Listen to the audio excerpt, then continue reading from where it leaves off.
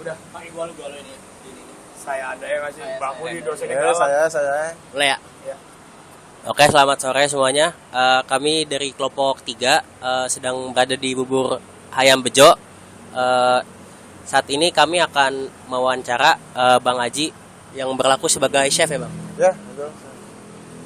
Pertanyaan pertama akan dimulai dari teman saya, Davel. Oke, nama saya Dava Raditya Putra. Saya akan menanya nomor 1 dulu nih Bang ya. Ya. Bubur Ayam Bejo ini bergerak di bidang apa sih dan menjual produk apa aja? Oke. Saat ini dari awal kami buka Bubur Ayam Bejo ini salah satu brand bubur ayam bejo yang kami itu bergerak di bidang F&B, dan bubur ayam bejo ini memiliki signatur menunya seperti bubur ayam produknya, dengan inspirasi bejo ini itu singkatan sebenarnya. Bejo itu singkatan dari sambal ijo. Jadi yang dimana company kita, owner kita kepengen bubur ayam ini dinikmati dengan sambal ijo tersebut. Dan tentu dia bubur ayam ini lebih signatur di perusahaan kami, dan ada menu-menu yang sebagai pendamping seperti ada nasi goreng, ada mie ayam, ada bakso goreng dan lain-lainnya sih. Jadi bubur ayam bejo ini bergerak di bidang F&B. Produk yang kami buat seperti bubur ayam nasi, ada mie ayam, ada bakso goreng dan lain-lainnya, batagor seperti itu. Oke, berarti lanjut pertanyaan 2. Pertanyaan 2 tuh siapa sih Bang yang pertama kali mendirikan Bubur Ayam Bejo ini? Bubur ayam bejo didirikan seorang, ada owner kita yaitu namanya Pak Rijal dan istrinya Bu Vina. Beliau awal bukanya itu ada di salah satu tempat di Bekasi juga, di Galaksi, yang beliau buka dengan gerobakan. Konsep gerobakan, alhamdulillah beliau itu menjadi lebih apa ya? Lebih banyak marketnya, lebih banyak peminatnya, sehingga beliau buka ke ruko di jalan tersebut. Gitu sih. Pendirinya di Pak Rizal dan Ibu Vina, dan satu lagi salah satu partner temannya Pak Rizal dan Ibu Vina ini yaitu Ibu Dini. Oke, ya udah berarti kita lanjut ke pertanyaan 3 oleh teman saya. Oke, jadi nama saya Hanif. Oke Bang, kali ini saya mau nanya nih. Ya. Di mana sih alamatnya Bubur Ayam Bejo ini? Untuk alamat bubur ayam bejo ini kami kebetulan ada 3 outlet cabang. Outlet yang pertama kali alamat kita ada di Galaksi, di Galaksi. Yang kedua ada di Kalibata, di apartemen Kalibata, apartemen Damar. Nah yang ketiga di sini Ruko Scarlet yang berdomisili di Sumarekon Bekasi. Jadi kami saat ini ada 3. Kalau untuk alamatnya memang beda-beda, ada yang di Galaksi.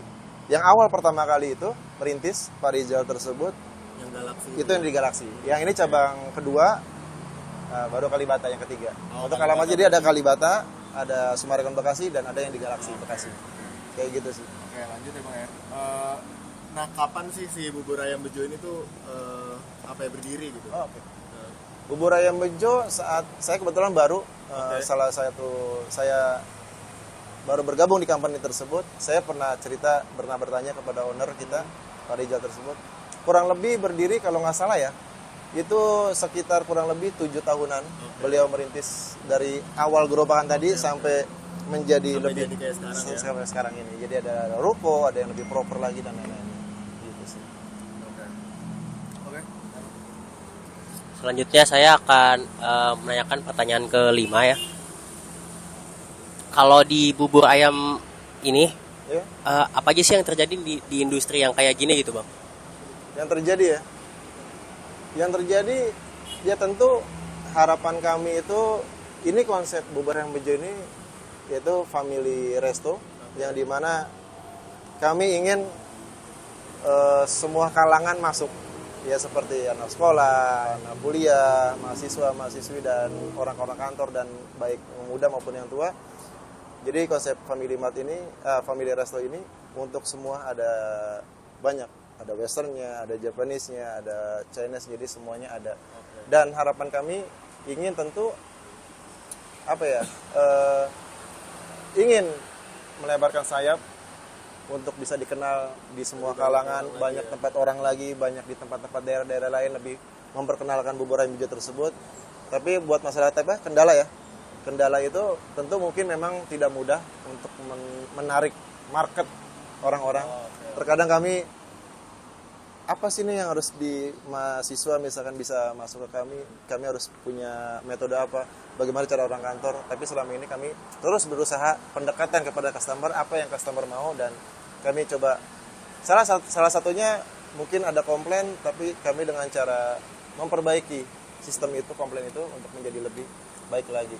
Kendalanya rata-rata di situ. Nah, kalau dalam ngejalanin usaha ini Bang ya, ada nggak sih kayak proses kayak harus ngambil keputusan, misalnya kayak nambahin harga, terus nambah topping atau menu, terus milih supplier ayamnya gitu. Biasanya kalau hal-hal kayak gitu mempertimbangkan apa aja sih Bang? Oke. Kalau masalah itu nanti bisa di marketing, ada di kitchennya juga. Kalau di marketing mungkin nanti ada sistem yang namanya di restoran.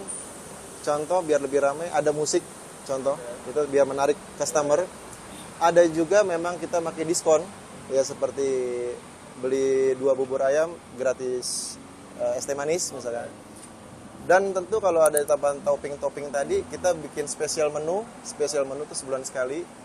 Dan ada tanggal-tanggal atau seperti Valentine, Ramadan, ada menu Ramadan, ada menu Valentine, ada menu ya hal-hal kayak gitu. Jadi kita akan mempertimbangkan masalah harga, banyak caranya. Ada yang dari marketingnya, diskon, ada cara dengan spesial menu.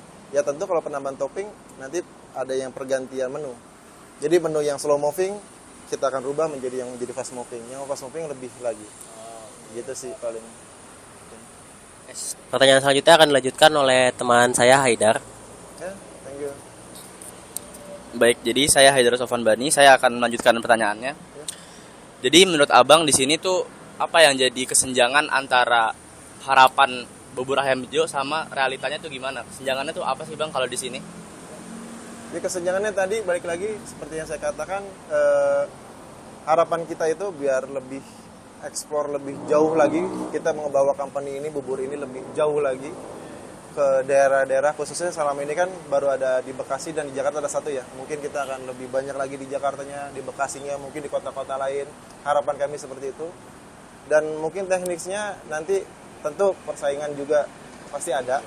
Dan kami pinter-pinter marketing kami menjalani seperti apa, dan ya banyak produk-produk juga yang bagus, salah satunya harga yang bagus, dan tentu serve di saat service kepada customer juga lebih ditingkatkan lagi. Itu salah satunya mungkin dari saya, mungkin itu harapannya lebih jauh dan tentu servisnya lebih bagus lagi, kayak gitu sih. Jadi pertanyaan selanjutnya itu apa sih yang jadi penyebab tadi kesenjangan tadi itu apa aja sih penyebabnya? Ya buat kesenjangan penyebabnya banyak ya, rata-rata mungkin ada yang harganya memang tinggi, yang pada akhirnya orang yang menengah bawah tidak bisa.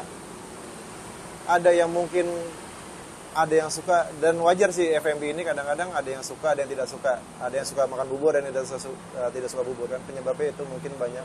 Tapi bagaimana caranya kita memperkenalkan bubur tersebut bisa loh dimakan. Contoh ada pernah beberapa kali orang nggak pernah bisa makan bubur, ada customer bilang sama saya dia sakit, pada akhirnya apa? Beliau bisa makan bubur dan sampai rasa ini ke beliau, dan beliau bisa makan nikmati dengan enak. Dan salah satu adalah berarti apa? Berarti dengan kualitas dan konsisten si rasa tersebut yang bikin customer nanti lebih suka. Gitu sih paling. Baik, jadi mungkin itu semua pertanyaan yang kita udah sampaikan ke Abang siapa tadi? Aji. Abang Aji sebagai chef di Bubur Ayam Bejo. Jadi mungkin kita akan merekomendasikan beberapa saran yang akan langsung kita sampaikan sekarang. Oke, barusan pertanyaan-pertanyaannya udah kita tanyain semua ke Bang Aji selaku chef di Bubur Ayam Bejo. Paling ini sih Bang, sekarang saya mau kasih mungkin sedikit saran kali ya. Kalau menurut saya kayak makanan-makanannya kayak bubur ayam, terus nasi goreng, mie ayam itu rasanya udah enak-enak semua sih Bang. Thank you. Paling terusin aja konsistensinya dari segi rasa, kualitas, itu aja. Dan paling kalau bisa diadain menu-menu baru aja sih. Snack gitu ya. Snack-snack Oke, baru, bisa kayak French fries kayak gitu sih bang. Thank you buat sarannya, buat masukannya. Thank you. Bakalan nanti kedepannya kami bakalan mencoba buat bikin experience baru Oke. yang bisa diterima kalangan mahasiswa, mahasiswi dan anak-anak kampus santai-santai lah. Oke. Thanks for input. Oke, mungkin sekian video wawancara dari kelompok 3. Terima kasih.